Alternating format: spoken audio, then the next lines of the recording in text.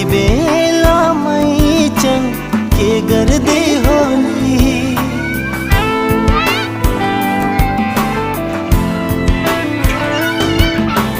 मनै बनाले न्याहुलको बोली यति बेलामै चाहिँ के गर्दै होली पिँढीमा बसेर के कुरा गर्दी हो कहिले हाँस्दी हो कहिले रुदी हो मलाई नै सम्झेर